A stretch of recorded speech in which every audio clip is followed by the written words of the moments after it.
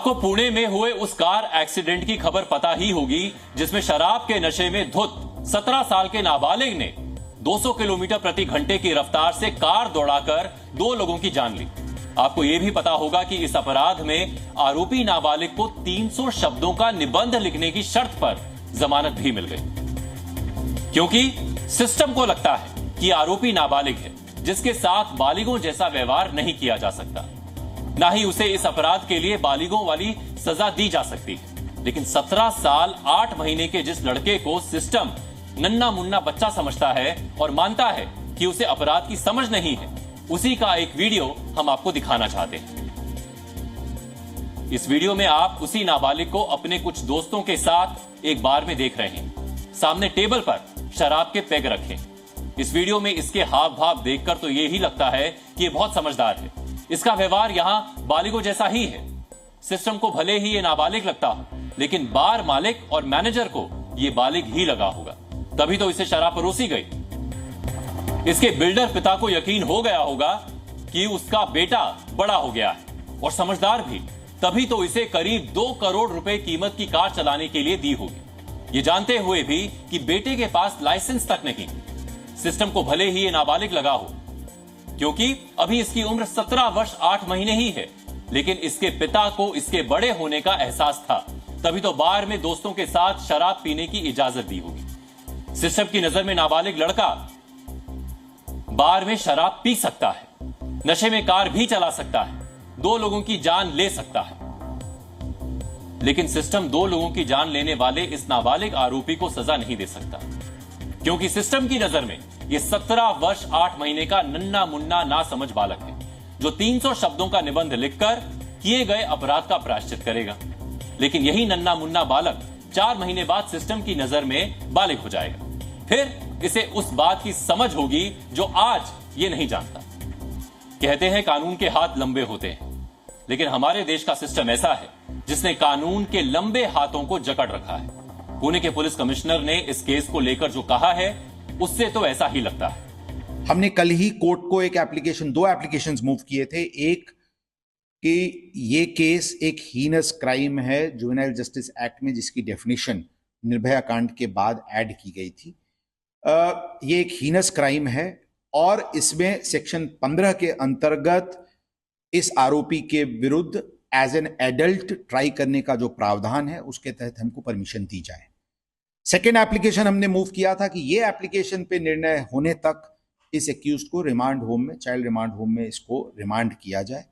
Unfortunately दोनों application हमारे कल रिजेक्ट हुए थे। सिस्टम ने तो आरोपी को नादान, ना समझ बालक ही माना है, वरना जुवेनाइल जस्टिस एक्ट की धारा में जघन्य अपराध को लेकर विशेष प्रावधान है, जिसके तहत अगर 16 से 18 वर्ष के बीच कोई नाबालिग जघन्य अपराध करता है तो जुवेनाइल जस्टिस बोर्ड नाबालिग का आंकलन कर बालिग की तरह केस चलाने की इजाजत दे सकता है। यहां जघन्य अपराध से मतलब ये कि अपराध की प्रकृति ऐसी हो कि आईपीसी की धारा में 7 वर्ष की सजा का प्रावधान। इस केस में सिस्टम आरोपी को नाबालिग मानता है, भले ही 4 महीने बाद वो बालिग हो जाएगा, लेकिन अभी उसने जो भी किया सिस्टम के मुताबिक उसमें उसका कोई दोष नहीं। गलती तो बार के मालिक और मैनेजर की है, जिन्होंने दोस्तों के साथ शराब पीने आए नाबालिग को बालिग समझ लिया और शराब परोस दी। गलती तो नाबालिग के नासमझ पिता की है, जिन्होंने अपने नाबालिग बेटे को बड़ा और समझदार मान लिया और अपनी कार की चाबी दे दी। इसलिए सिस्टम के तहत पुलिस ने उन्हें गिरफ्तार कर लिया है और बार पर ताला लगा दिया है। लेकिन 17 साल 8 महीने का नाबालिग तो निर्दोष है, दूध पीता बच्चा है। भले ही वो शराब पीकर कार को हवाई जहाज समझ ले और 2 लोगों को कुचल कर मार डाले, लेकिन उसे सुधार गृह में डालने की भी जरूरत नहीं। 300 शब्दों का निबंध लिखकर उसका प्रायश्चित पूरा हो जाएगा। ट्रैफिक पुलिस के साथ 15 दिन काम करके वो ट्रैफिक नियमों का एक्सपर्ट बन जाएगा। डॉक्टर की सलाह लेकर वो शराब पीना भी छोड़ देगा और फिर वो एक जिम्मेदार नागरिक बन जाएगा। लेकिन उन परिवारों का क्या, जिनके बच्चों की जान 17 साल 8 महीने के एक नाबालिग ने ली और सिस्टम ने उस नाबालिग को बच्चा समझकर निबंध लिखने की सजा सुनाकर छोड़ भी दिया। तो चला गया।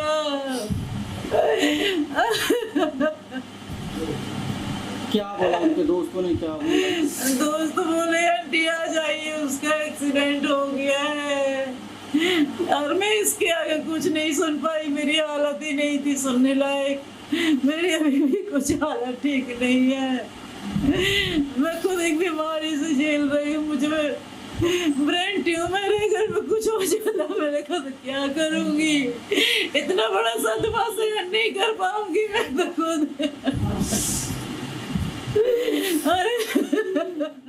केस कोई नहीं बना रहा है, नॉर्मल सा उसको केस बनाया जा रहा है कि यातायात के ऊपर आप निबंध लिखें।